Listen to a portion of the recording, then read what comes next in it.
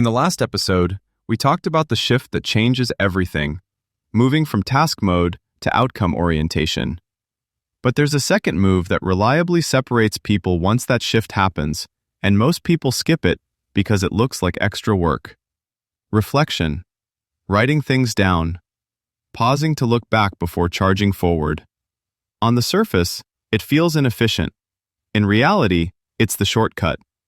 Because experience alone doesn't make you better. Without reflection, experience only reinforces what you already do.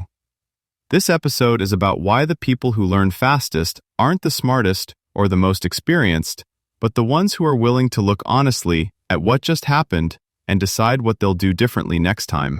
I'll be honest, when I first heard about writing things down or doing any kind of after-action review, my first reaction was that it sounded like just another thing to do, something managers ask for that doesn't really help you get the next thing done. I already felt busy. I already felt behind. The last thing I wanted was more steps. But what changed my mind wasn't being told to do it. It was realizing how often I was making the same small mistakes over and over. Not big failures, little misses, assumptions, things I thought I'd remember next time but never did. Once I started capturing what worked, what didn't, and what I'd adjust, it felt less like reporting and more like thinking out loud on paper.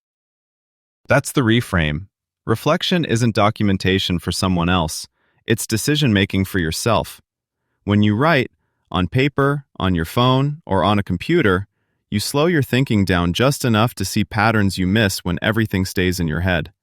And those patterns are where improvement actually lives. From a manager's perspective, I could always tell the difference between someone who was busy and someone who was learning. The busy people came into check-ins explaining what happened. The reflective ones came in already talking about what they noticed, what they missed, what they'd change next time. That changed how I coached them. I didn't need to interrogate or dig. We could actually talk about improvement instead of reconstruction. And that made the conversation all that more productive. Those were the ones that inspired others, were compensated better, and were just happier. Reflection removes defensiveness before it shows up. When people review their own work first, coaching stops feeling like judgment and starts feeling like refinement. That's not a personality thing, it's structural. What surprised me was how much faster I started improving. I wasn't waiting for feedback anymore. I wasn't bracing for reviews. I already knew where I'd fallen short and where I'd tightened things up. And because I had it written down, I could actually see progress over time. That changed my confidence. Not fake confidence, real confidence. The kind that comes from knowing you're getting better on purpose. When Amani and I met one-on-one, the conversations were short and clear. I brought my thinking first, then asked for her perspective. She added insight where it mattered. It felt collaborative instead of evaluative, and that made it motivating. This is where most people misunderstand effort. They think working harder will close the gap. In reality, learning faster closes the gap. Reflection turns work into training by helping you find one small thing to improve next time. Do that consistently, and the gains compound. It also changed how much I needed to stay involved day to day. When someone is reflecting consistently, you don't need to micromanage, you don't need constant updates. You trust that if something went sideways, it'll surface early. That's a huge relief as a manager. It frees you up to focus on bigger problems instead of policing small ones. This is why reflection isn't extra work. It's how you stop wasting work. People who skip it stay busy forever. People who use it get sharper, more confident, and more effective over time.